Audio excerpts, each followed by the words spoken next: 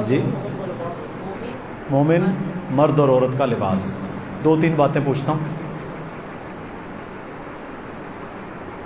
مرد کے لیے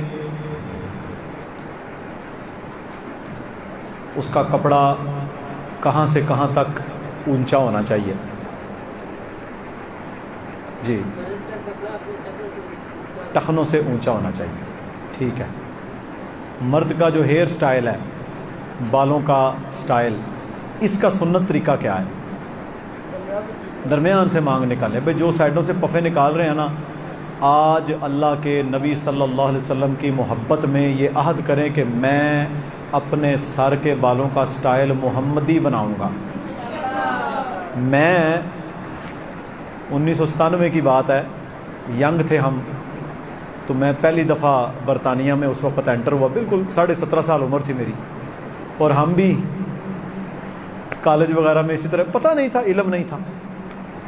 تو جب میں نے یہ حدیث پڑھی تو میں نے اس وقت ہی عمل شروع کر دیا، داڑھی بڑھائی اور بالوں کا سٹائل چینج کیا. مجھے کوئی 6 مہینے لگے. ظاہر وہ ایک طرف رکھ کے پھر بال بھی حساب سے پھر سیدھے ہوتے ہیں، تو بڑے عرصے کے بعد پھر جا کے الحمدللہ وہ چیر درمیان سے نکلا. جب سمجھ آئی ہے نا کہ اللہ کے نبی کا چیر درمیان ہے، پھر ہم نے نہیں کسی چیز کو دیکھا کہ اے ہو جائے گا تو اینج ہو جائے گا تو فلان تو یہ. بس جب آپ نے کلمہ پڑھ لیا ہے تو پھر ہماری خواہش تو ختم ہے نا، پھر آپ نے نبی صلی اللہ علیہ وسلم کو فالو کرنا ہے. تو اس لیے، اور صحیح بات یہ ہے کہ یہ میں بالکل واضح آپ کو بتا رہا ہوں، آج کے آپ بڑے بڑے جو فیشنسٹ ہیں نا، ان سے بھی پوچھ لیں، جتنا مرد کو یا عورت کو درمیان سے مانگ خوبصورت لگتا ہے، اس کا چہرہ بڑا لگتا ہے، اتنا سائڈ والے سے نہیں لگتا. وہ عجیب و غریب بن رہتا ہے. کیونکہ دیکھیں، کشادہ پیشانی یہ درمیان میں مانگ سے لگتی ہے. ٹھیک ہے، تو آپ سنت بھی اختیار کریں اور سونے بھی لگیں. ہاں جی آگے. اس میں باقی تو پردے کے احکامات تھے، داڑھی کے احکامات تھے، وہ سارے ہم نے بیان کر دیے. آج بھائی ٹاپک ہے غسل، وضو، تیمم، طہارت. میں نے لمبا نہیں کھولنا اسے، ورنہ غسل کے اوپر ہی گھنٹہ لگ جاتا ہے. بالکل میں نے پن پوائنٹ آپ کو چیزیں بتانی ہیں جو کہ آسان فہم ہوں اور آپ انشاءاللہ ان کو فالو کریں. سب سے پہلے نمبر کے اوپر یہ یاد رکھ لیں کہ وضو وہ عمل ہے جو آپ دن میں 5 بار سے بھی زائد کرتے ہیں. تہجد بھی پڑھی اور بھی. تو وضو کرنے سے پہلے بسم اللہ پڑھنا لازم ہے. فرمایا اس کا وضو نہیں جو بسم اللہ نہیں پڑھتا. ٹھیک ہے. وضو کرتے وقت آپ نے بسم اللہ پڑھ کے اپنے دونوں ہاتھوں کو دھونا ہے. اچھا، اس میں صحیح بخاری میں حدیث ہے، کوئی بندہ 1 بار دھو لے اچھے طریقے سے تب بھی وضو ہو جائے گا، 2 بار دھو لے تب بھی وضو ہو جائے گا، 3 بار سب سے افضل اور زیادہ سے زیادہ ہے. اب دیکھیں نا، ہمارے پاس تو کھلا پانی ہے، ہم برفوں کے اندر تھے، وہاں پانی تھا ہی نہیں، تو وہ تھوڑا سا پانی ملتا اور 1 لوٹے سے 3 بندے وضو کرتے. تو اس میں پھر صرف یہ ہوتا ہے کہ اچھے طریقے سے آپ نے اپنے وہ اعضاء کو گیلا کر لینا ہے. کوشش کریں کہ ہر جگہ پہ پہنچے. 1 بار 2 بار 3 بار اگر کوئی بندہ اچھے طریقے سے انہیں ویٹ کر لے تو وضو ہو جاتا ہے. 3 بار سے زیادہ جو وہم کرے گا یہ ناجائز ہے. کئیوں نے پتہ وہم بن جاتا ہے. پچھلے دنوں میں ایک مسجد میں گیا، بڑی پرانی بات ہے، تو ایک بندہ تھا، اس کی داڑھی لمبی تھی، وہ ٹوٹی کے نیچے رکھ کے داڑھی دھو رہا ہے. وہ میں کہ تینوں کیا ہو گیا بھائی؟ کہنا جی میں داڑھی وڈی ہے تو میں وال سارے پینے نے. میں نے کہا یہ کوئی ضروری نہیں ہے، تیرا کام ہے تو 2 مرتبہ یا 1 مرتبہ یا 3 مرتبہ منہ کے اوپر پانی ڈال اور اس کے بعد ایک چلو یہ بک کے اندر لے، اس کو ادھر رکھ، یہ ٹھوڑی کے اوپر ڈال اور یہاں سے خلال کر لے. یہ تیرے لیے کافی ہے. ہر بال کو ویٹ کرنا تیرے لیے لازم ہی نہیں. اچھا، میں نے کہا یہ آپ غلو کر رہے ہو، حد سے بڑھ رہے ہو. بات سمجھ آ گئی ہے؟ تو بسم اللہ پڑھی، ہاتھوں کو دھویا، اس کے بعد آپ نے کرنا ہے کلی اور ناک. اچھا، اس میں نا صحیح بخاری مسلم کے اندر جو حدیث ہے نا، اس پر عمل ہمارے ہاں کوئی نہیں، عربوں میں تقریباً سب کرتے ہیں. صحیح ترین اس کا عمل یہ ہے کہ آپ 1 چلو پانی لیں گے، آدھا منہ میں ساتھ ہی ناک میں، آدھا منہ میں ساتھ ہی ناک میں، اور ناک کو جھاڑ لیں. یہ طریقہ صحیح بخاری اور مسلم کے اندر موجود ہے. اور کلی اور ناک کو الگ الگ دھونے کی روایت سندن صحیح نہیں ہے, کمزور ہے. یہ روایت متفق علیہ ہے اور اس پر عمل نہیں. میں الحمدللہ جب ہم نے پڑھی میں اس وقت سے اسی طرح ہی وضو کرتا ہوں, اور عرب سب اسی طرح ہی وضو کرتے ہیں. یعنی ایک چلو لیں, آدھا منہ میں اور آدھا ناک میں کر کے دکھا دوں گا بعد میں آپ کو, بڑا ایزی ہے. یہ عین مسنون طریقہ ہے. آپ کھولیں ذرا کتاب الوضو صحیح بخاری, آپ کو یہ حدیث ملے گی. ٹھیک ہو گیا جی. اس کے بعد آپ اپنے چہرے کو دھوئیں 1 بار 2 بار 3 بار. اسی طرح پانی لیا, چلو سکن تک پہنچائیں. جن کی ابھی داڑھی نہیں ہے تو ان کی ویسے ہی سکن وہ تار ہو جائے گی. اس کے بعد آپ نے اپنے بازوؤں کو دھونا ہے 1 بار 2 بار یا 3 بار. ہم نے دیکھا بندے نا 3 بار بازو دھو کے پھر پانی لا کے انج کر رہے ہوں گے. یہ طریقہ غلط ہے, بدعت ہے. 3 بار آپ نے بازو کو دھونا ہے. یا تو ایسے کریں نا, 1 بار پانی دھوئیں اور 2 بار ایسے ایسے کر لیں, پھر تو بات سمجھ آتی ہے.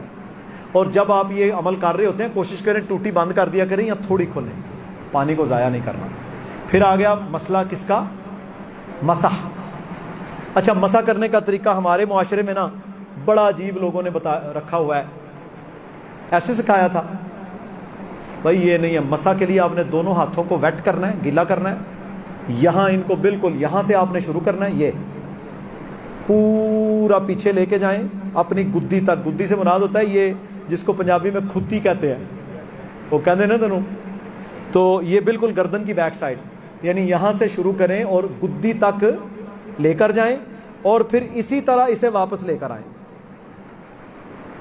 یہاں سے آپ نے شروع کیا پیچھے تک, اسی طرح واپس. یہ ہو گیا سر کا مسا. اس کے بعد آپ نے یہ دیکھیں, یہ انگلی ڈالی, اس کو یہ جو لائن بنی ہوئی ہے نا پوری, اسے وائس لائن کہتے ہیں. یہ وائس لائن جو ہے آپ کے کان کی, اس کے اندر پوری کو پھیرنا ہے, اور یہ انگوٹھا بیک سائڈ پہ پھیر دینا ہے بس.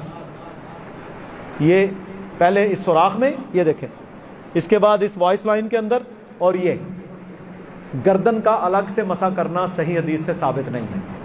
جب آپ نے یہ مسا کیا تو گردن کا ساتھ ہی ہو گیا. اس کے بعد آپ نے دایاں پاؤں بایاں پاؤں ٹخنے تک دھو لینا ہے, اور انگلی کے ساتھ خلال کرنا بھی سنت ہے. اپنی انگلی کے ساتھ پاؤں کی انگلیوں کا خلال کرنا بھی سنت ہے. ایڑی کو خشک نہیں رہنا چاہیے. اس کے بعد آپ نے پڑھنا ہے اشہد ان لا الہ الا اللہ وحدہ لا شریک لہ واشہد ان محمدا عبدہ ورسولہ, جسے ہمارے ہاں دوسرا کلمہ کہتے ہیں, حالانکہ یہ وضو کے بعد کی دعا ہے. اس کے بعد آپ دعا پڑھیں گے سبحانک اللہم وبحمدک اشہد ان لا الہ الا انت استغفرک. یہ ہے مسنون دعا, یہ مجلس کفارہ کی دعا بھی ہے. ٹھیک ہے جی, یہ وضو ہو گیا آپ کا.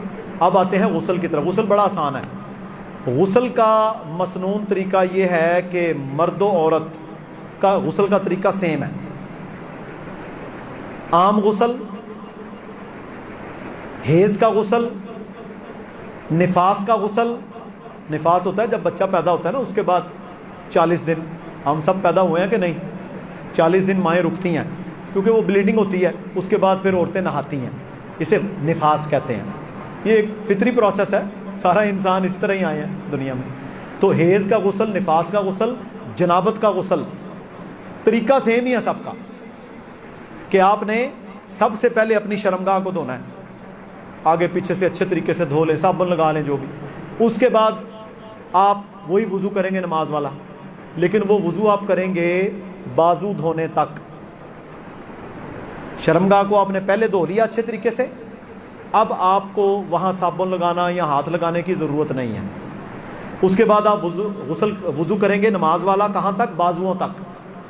جب آپ سر تک پہنچے تو آپ 3 چلو پانی لیں گے, ٹوٹی سے یا بالٹی سے, جو بھی آپ کے پاس اویلیبل ہے. 3 چلو پانی ڈالیں گے سر میں, اسے اچھے طریقے سے جڑوں تک پہنچائیں, اور پھر پورے جسم کو 3 بار آپ دھو لیں. مثلا 1 بار دھوئیں دائیں طرف سے شروع کر کے, پورا جسم دھوئیں, صابن شابن لگا لیں. اب آپ نے دوران صابن لگانے کے شیمپو لگانا, جسم ٹانگیں ملنا, نو ٹینشن. شرمگاہ کو ہاتھ نہ لگے کیونکہ وہ آلریڈی آپ دھو چکے ہیں.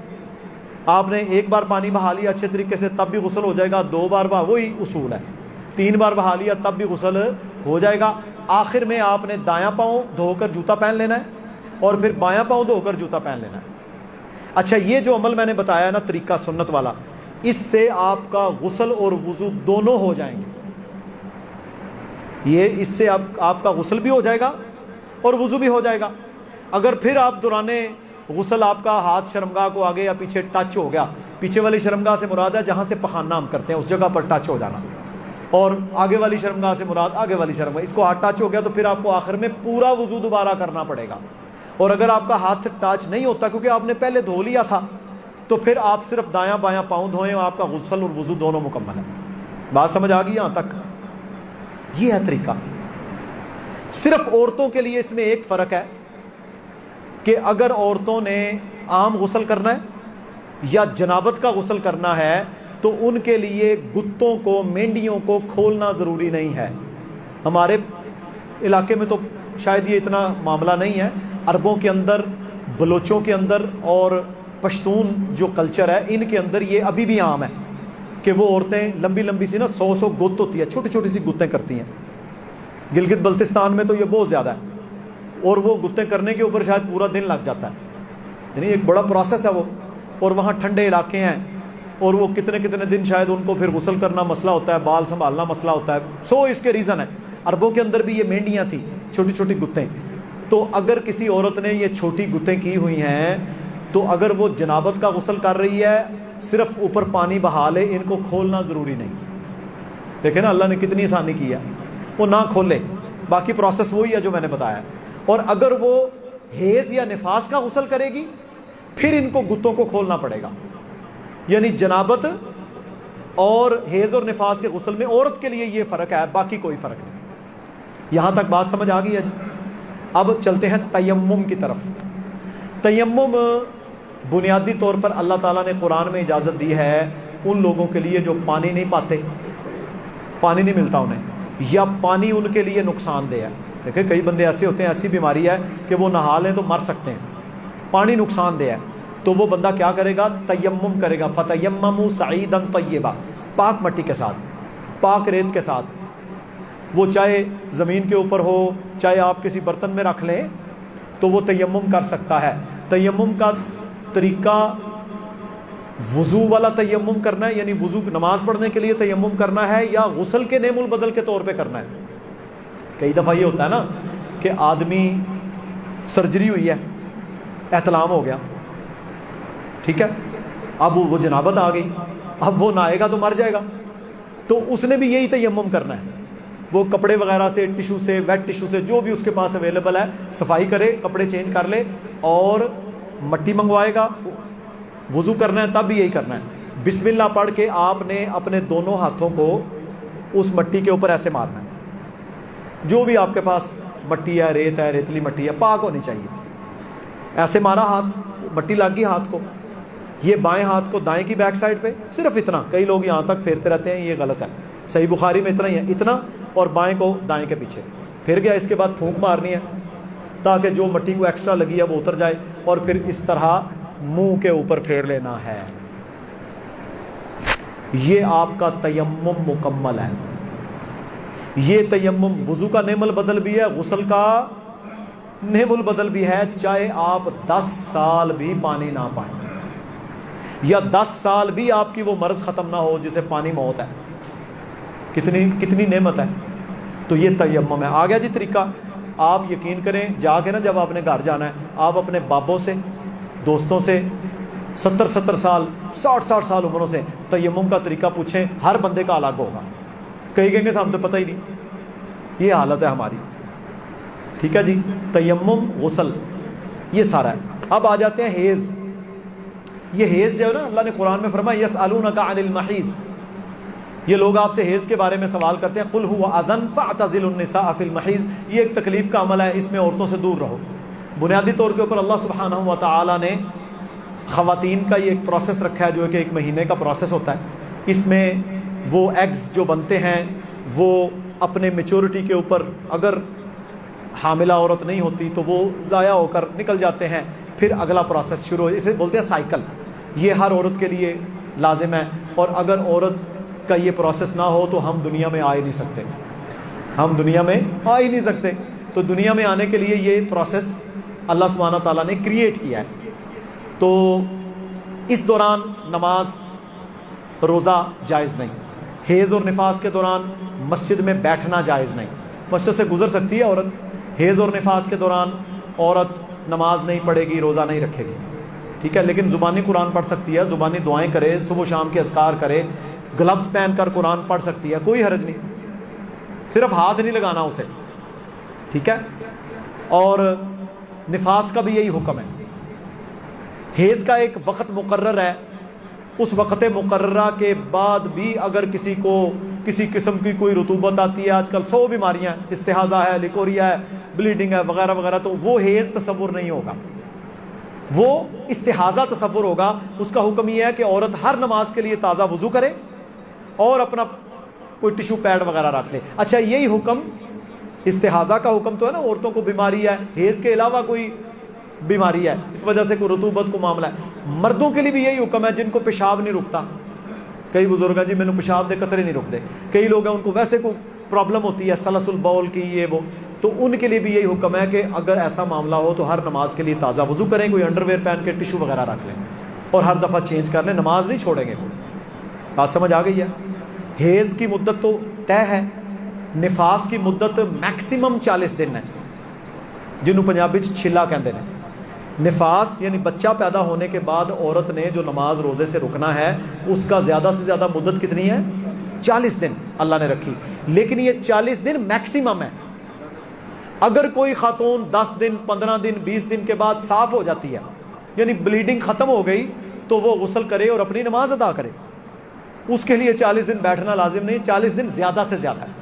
پھر ہمارے ہاں جی وہ چھلائے تے دے وچ تسی عورت دے کولے نہیں جانا تے وہ جناب سایہ ہو جائے گا اور فلان ہے اور یہ کسی کے گھر میں نہ جائے, یہ نحوست ہے, ساری فضول باتیں ہیں, بدعت ہے. کوئی شریعت نے ایسا حکم نہیں لگایا, کوئی شریعت نے.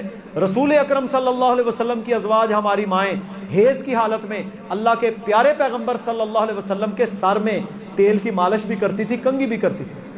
تو ایک دفعہ ام المومنین وہ نا تھوڑی سی جھجکی کہ مجھے حیض ہے, فرمایا حیض تمہارے ہاتھ میں تو نہیں ہے. تو بات کرنے کا مطلب شریعت بڑی واضح ہے, تو اس لیے یہ توہمات سے بچنا چاہیے. وہ بیچاری عورت ایک پروسیس سے گزری ہے, بچہ پیدا ہوا ہے, وہ ایک پروسیس ہے, میڈیکل پروسیس ہے, اللہ نے اس کے احکامات بتائے ہیں, اس بیچاری کو منحوس قرار دیتے ہو اور یہ ہو گیا جی وہ ہو گیا جی, حاملہ عورت کے پاس نہ جائے ادھر سایہ ہو جائے گا. اتنے کچے عقیدے یہ نہیں ہونے چاہیے, کچھ بھی نہیں ہوتا. اور ایک اور ہماری عورتوں کے اندر بیماری ہے کہ حیض اور نفاس کے دوران طہارت کا, پاکیزگی کا, صفائی ستھرائی کا بالکل خیال نہیں رکھنا.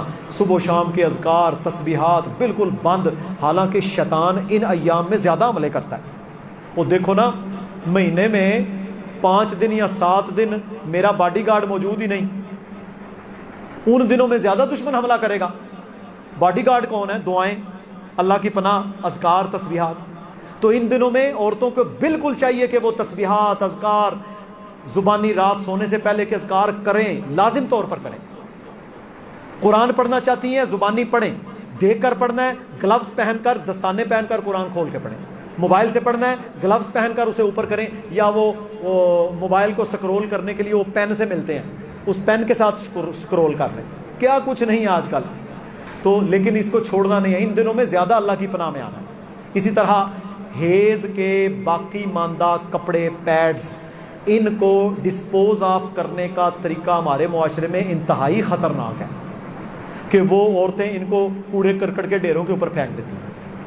یہ جادوگر, شیطانی لوگ یہ پھر اسی کو استعمال کر کے جادو کے معاملات کرتے ہیں. اس لیے یا تو انہیں اکٹھا کر کے جلا کے ان کی راکھ کو کہیں دبا دیں, یعنی ان کو ڈسپوز آف کرنے کا طریقہ بڑا ضروری ہے اچھے طریقے سے. ان کو ویسے ہی بے معارہ نہیں پھینکنا چاہیے, نہ حیض کے کپڑوں کو, نہ بالوں کو, نہ ناخنوں کو. ٹھیک ہے جی, یہ احکامات ہیں جی اس کے بالکل منیمم جو میں نے بیان کیے ہیں. اب اس میں کسی کا کوئی سوال ہو تو وہ کر سکتا ہے. وضو, غسل, اس کے حوالے سے وضو کا طریقہ سمجھ آ گیا نا, غسل کا مسنون طریقہ بھی سمجھ آ گیا, کتنا آسان ہے. ٹھیک ہے, یہ ہے اس کا سنت طریقہ. پانی ڈالنے کا طریقہ, کون کون ایسے وضو کرتا ہے؟ کوئی آپ میں سے ہے جو ایسے اس طریقے سے وضو کر رہا ہے؟ آپ کرتے ہیں 2 بار کیا الحمدللہ.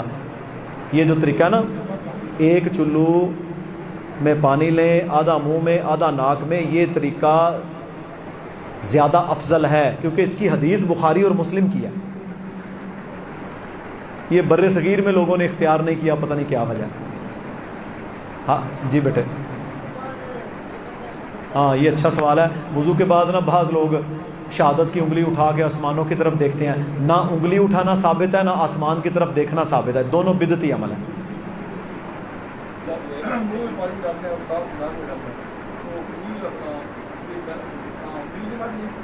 ہاں تو انگلی مار سکتے ہیں. آپ نے کون سا ناک میں کوئی انگلی دینی ہے؟ مثلا آپ نے یہ پانی ڈالا، دیکھیں منہ میں پانی ڈالا، ساتھ ہی ناک میں ڈالا، منہ میں پانی رہے، آپ ناک کو جھاڑ لیں، 2-4 سیکنڈ لگیں گے. اس کے بعد آپ دائیں انگلی مار لیں، کیونکہ آپ نے ناک کو جھاڑنا ہے بائیں ہاتھ کے ساتھ، پانی آپ نے ڈالنا ہے دائیں ہاتھ کے ساتھ. دائیں ہاتھ سے پھر اچھے طریقے سے آپ نے وہ انگلی پھیرنی ہے یا مسواک کرنی ہے، وہ آپ کا چوائس ہے. ٹھیک ہے جی. جی بیٹے. ہاں یہ بڑا عام سوال ہے. اگر کسی پر غسل فرض ہے تو وہ کھا پی سکتا ہے. اب حیض اور نفاس میں جو عورتیں ہوتی ہیں وہ 7 دن یا 40 دن کھاتی نہیں. ایک تو یہ دلیل ہے. دوسری دلیل یہ ہے کہ جنبی جنابت میں ہے، اس کے لیے کھانا پینا جائز ہے. صحیح بخاری میں کتاب الصوم باب ہے پورا روزے کا، اس میں اللہ کے نبی صلی اللہ علیہ وسلم کی جنابت کا ذکر بیان ہوا کہ آپ صلی اللہ علیہ وسلم رمضان کی حالت میں جب جنبی ہوتے اور اپنی بیویوں سے ازدواجی تعلق قائم کرتے تو آپ صلی اللہ علیہ وسلم شرمگاہ کو دھو کر نماز والا وضو کر کے سو جایا کرتے تھے. اس میں یہ بھی ایک طریقہ ہے کہ کوئی بندہ فوری غسل نہیں کرنا چاہتا تو وہ شرمگاہ کو دھوئے، نماز والا وضو کرے اور سو جائے. پھر آپ صلی اللہ علیہ وسلم صبح کے وقت بیدار ہوتے اور سحری تناول فرماتے اسی حالت میں. ابھی غسل نہیں کیا، صرف وضو کیا ہے. یعنی اس سے پہلے جنابت میں اگر آپ نے بازار جانا ہے، کھانا پینا ہے، کچھ کام کرنا ہے، نماز میں بھی ٹائم ہے، آپ کر سکتے ہیں، لیکن اس کے لیے وضو کرنا لازم ہے. وضو کر لیں کم از کم. تو آپ صلی اللہ علیہ وسلم صبح بیدار ہوتے، اسی حالت میں آپ سحری تناول فرماتے اور پھر اس کے بعد غسل کر کے فجر کی جماعت کروایا کرتے تھے یا نماز پڑھتے تھے. یہ جائز ہے بالکل. ٹھیک ہے. فوری طور پر غسل کر لیں، یہ افضل ہے، یہ بھی جائز ہے. اگر کوئی دیکھیں نا سردی ہے، جاڑا ہے، برف پڑی ہوئی ہے، پانی گرم نہیں ہے، گیس نہیں ہے، 100 معاملات ہوتے ہیں، بجلی نہیں ہے، اب تو ٹینکی والے پانی سے نہانا پڑ جائے تو دل سے بندے کو ویسے ہی سرسام ہو جائے، موٹر نہیں چل رہی، تو آپ کو یہ اللہ نے دیکھیں چوائس دے دیا کہ آپ نماز والا وضو کریں، سو جائیں، فجر سے آدھا گھنٹہ پہلے اٹھے نہا لیں. ٹھیک ہے، آسانی ہے نا، تو یہ کیا جا سکتا ہے، اس میں کوئی حرج نہیں ہے. ہاں لیکن یہ نماز تک کا آپ کے پاس چانس ہے، یہ نہیں کہ وہ گھومتا رہے، ویسے وہ حرام ہے. نماز تک، اگلی نماز تک. جی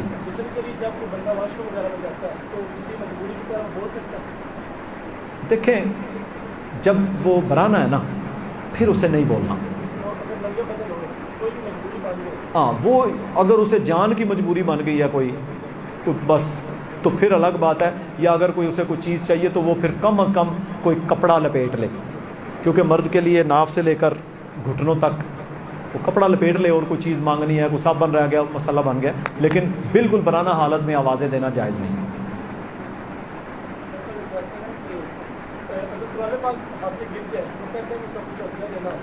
آج مجھے گروپ میں بھی سوال آیا تھا، قرآن پاک اگر ہاتھ سے گر جائے تو ظاہر ہے بندہ جان بوجھ کے تو نہیں گراتا، غلطی سے خطا سے گر گیا، اس کا کفارہ یہی ہے کہ آپ استغفار کر کے اسے اٹھائیں اور اوپر رکھ دیں.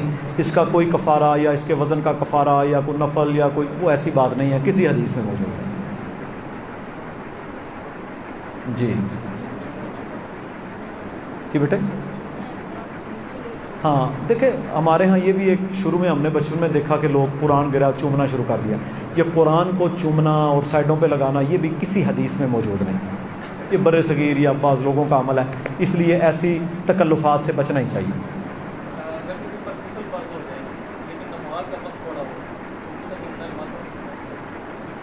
دیکھیں غسل کے بغیر نماز پڑھنا حرام ہے، وضو کے بغیر نماز پڑھنا حرام ہے. تو نماز کا اگر وقت تھوڑا ہے کوئی مسئلہ نہیں، وہ پہلے غسل کرے گا کیونکہ غسل لازم ہے اس پر. غسل کرے گا، پھر جتنی نماز ملتی ہے مل جائے، یا بعد میں وہ جب فارغ ہو غسل سے پھر نماز پڑھے. لیکن غسل اور وضو یہ تو لازم ہے نا نماز سے پہلے. قبروں پر پھول پھینکنا، ٹہنیاں لگانا، اس کی کوئی شرعی حیثیت نہیں، بدعت ہے۔ سبزہ بھی ڈال، کوئی اس کی شرعی حیثیت نہیں ہے۔ ہاں خود روز اگ جاتا ہے اسے صاف کر دیں، صاف کر دیں۔ قبر کو ایک گٹھ تک ہونا چاہیے، اسے صاف کر دیں۔ ظاہر ہے وہ اگر زیادہ لگے گا آپ کی قبر گم جائے گی، آپ کو پتہ ہی نہیں چلے گا بعد میں ادھر ہے کیا۔ نہیں، اس کی کوئی شرعی حیثیت نہیں، ویسے اگ جائے تو وہ اللہ کی مرضی ہے، لیکن آپ کے لیے لگانا، دیکھیں نا ایک صحابی تھے مصنف ابن ابی شیبہ میں، انہوں نے وصیت کی، انہوں نے کہا ہے میری اولاد خبردار میری قبر پر خیمہ نہ لگانا۔ اس وہاں کوئی ہوگا رواج یا بلڈنگ یا جس طرح ہمارے ہاں بن جاتا ہے، میری قبر پر خیمہ نہ لگانا، اگر میرے اعمال اچھے ہوئے تو وہ میرے لیے سایہ ہے۔ تسی بھاویں جنہیں دل درخت لا لو، بندہ اگر عمل ہی نہیں اچھے کر کے گیا تو وہ درخت اسے کیا فائدہ دے گا؟ کوئی فائدہ نہیں دے گا۔ جی ایک قبر میں ایک سے زیادہ لوگوں کو دفن کیا جا سکتا ہے۔ غزوہ احد میں دیگر جنگوں کے اندر کتنے کتنے لوگوں کو مجبوری کی بنیاد پر دفن کیا جاتا رہا ہے۔ اجتماعی قبریں ابھی بھی کئی دفعہ زیادہ شہادتیں ہو جائیں یا جنگوں میں، یا بھی ترکی اور شام کے اندر اتنی شہادتیں تھیں، اتنے میتیں تھیں کہ ہر بندے کے لیے الگ قبر کھودنا جائز نہیں۔ اس میں اللہ کے نبی صلی اللہ علیہ وسلم نے یہ حکم دیا ہے کہ جب آپ اجتماعی قبریں بنائیں تو اس میں ان لوگوں کو مقدم رکھیں، یعنی اوپر رکھیں جو قرآن زیادہ جانتے ہیں۔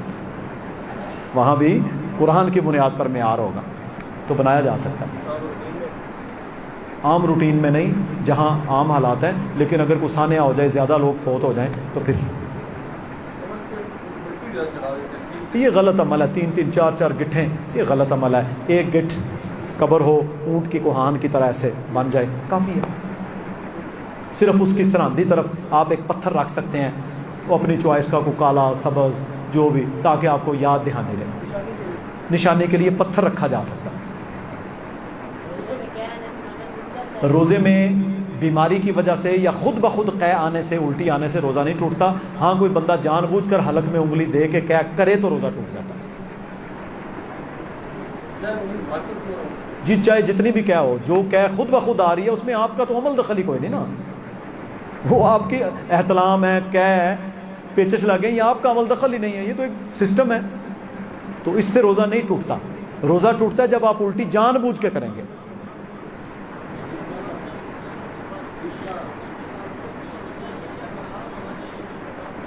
چھوٹی چھوٹی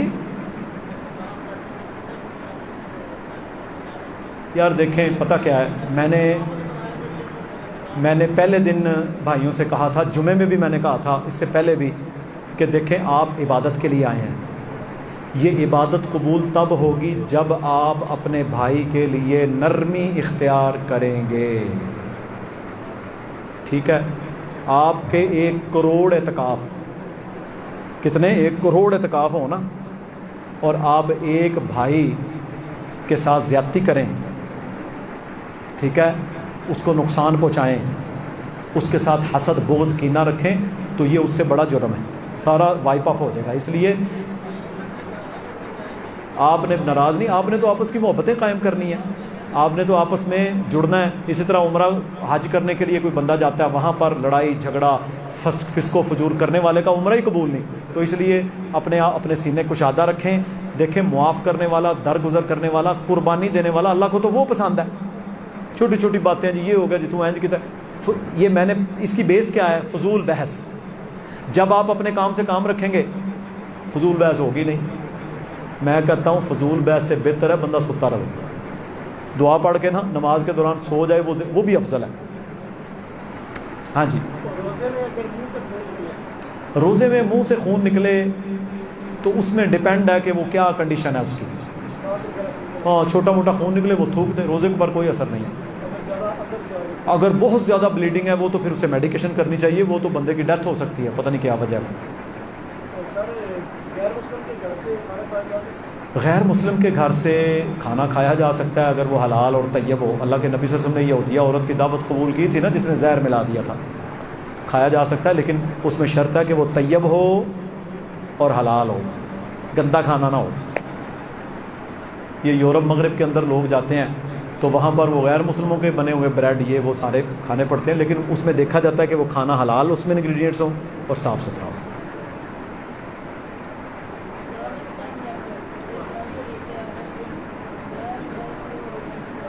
دیکھیں تراویح نفلی نماز ہے، اس نے ہو سکتا ہے شام کو پڑھنی ہو تو تراویح پڑھنی چاہیے جماعت کے ساتھ لوگوں کو، لیکن اگر کوئی لیٹا ہوا ہے اور وہ رات کو قیام کرنا چاہتا ہے تو اس میں سختی نہیں ہوتی۔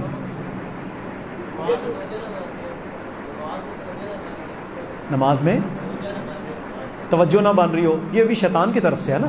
آپ نماز میں توجہ نہ بن رہی ہو، اس کے 2 طریقے ہیں توجہ بنانے کے۔ اللہ اکبر کہہ کر آپ جو پڑھ رہے ہیں الحمدللہ دعائیں، ان کا ترجمہ پر غور کریں، کنسنٹریشن بنے گی۔ پھر اسی طرح اعوذ باللہ من الشیطان الرجیم پڑھ کے چھٹکاریں بیک سائڈ لیفٹ سائڈ پہ، شیطان پھر بھاگ جائے گا۔ جی اگر ذہن میں آ جائے گا اسے یاد کرنا چاہیے، اتنا تو لمبا ہے ہی نہیں۔ یہ مجھے لگتا ہے آدھا گھنٹہ بندہ اگر غور سے پوری نماز کا ترجمہ پڑھ لے تو بندے کو آ جاتا ہے، بالکل آسان ہے، کیونکہ ڈیلی ایک ہی چیز پڑھنی ہے آپ نے، سبحان ربی العظیم، پاک ہے میرا رب جو بہت عظیم ہے، سبحان ربی الاعلی، پاک ہے میرا رب جو بہت اعلیٰ ہے، یہ کیڑا مشکل ہے۔ سمع اللہ، سن لیا اللہ نے، لمن جس نے، حامدہ اس کی حمد کی، بالکل آسان۔ آپ دیکھیں تو اردو میں تقریباً ہم یہ چیزیں یوز کر رہے ہیں۔ ہاں جی دیکھیں جی، چاول اگر تو افطاری کے لیے ہے، بیسک ہے، محلے داری کی بنیاد پر ہے، لے لیں، لیکن اگر وہ چاول منسوب ہے، جمعرات کا دن، تیجا، 40واں، 11ویں، ختم شریف، برسی شریف، ایسے چاول بدعتی ہیں، ان کو نہیں کھانا چاہیے۔ جی وہ ظاہر ہے وہ سارے بدعتی چاول اسی میں آ گئے۔ اگر وہ دے جائیں تو اس میں سب سے اول یہ ہے کہ آپ اپنی زبان سے منع کر دیں، بھائی میں نہیں لینا۔ اگر آپ کی محلے داری میں دشمنی یا وہ کلش بننے کا ڈر ہے تو پھر کوئی اگر لے لیتا ہے تو وہ اوپر کو پرندوں کو ڈال دے۔ غسل فرض ہوتا ہے حیض، نفاس، جنابت، احتلام، یعنی جنابت ہوگی تو مین احتلام، اور اونٹ یا اونٹنی کا گوشت کھانے سے۔ چلیں یہ بھی بات آ گئی۔ رسول اللہ صلی اللہ علیہ وسلم نے فرمایا، صحیح مسلم میں حدیث ہے، جو تم میں سے اونٹ یا اونٹنی کا گوشت کھائے اسے چاہیے کہ وضو کرے۔ وضو فرض ہوتا ہے، غسل فرض نہیں ہوتا۔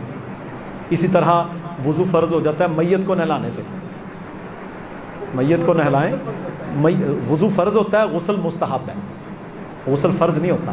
وضو لازم ہے میت کو نہلانے کے بعد، اور غسل کر لیں تو بہتر ہے، اور وضو لازم ہے اگر آپ نے اونٹ یا اونٹنی کا گوشت کھایا۔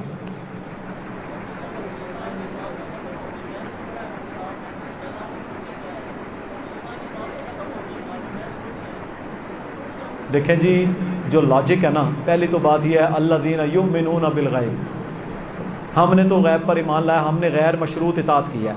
اس کی جو محدثین نے لاجک بیان کیا نا، وہ یہ کیا ہے کہ اونٹ یا اونٹنی کے گوشت میں جو چربی ہوتی ہے نا وہ بہت شدید ہوتی ہے، میں نے کھایا وہ، یعنی جب تک پراپرلی دھویا نہ جائے، منہ کو صاف نہ کیا جائے، وہ اترتی نہیں، بہت تیز فیٹ ہے اس کی، اس لیے شاید حکم دیا۔ باقی میرا رب بہتر جانتا ہے، حدیث صحیح مسلم میں ہے، ہم نے وضو کرنا ہے، اللہ کے نبی نے بتایا۔ ٹھیک ہے جی، یہ بڑا اہم ٹاپک تھا، انشاءاللہ اس سے اصلاح ہوگی۔ باقی یہ چیزیں لائیو آ رہی ہیں، یہ بعد میں آپ کو فائدہ دیں گی۔ ٹیکنالوجی کا یہی فائدہ ہے نا، آپ فنگر ٹپ پہ روک سکتے ہیں سارا معاملہ۔ تو اللہ تعالی ہم سب کو عمل کرنے کی توفیق عطا فرمائے۔ وآخر دعوانا ان الحمد للہ رب العالمین۔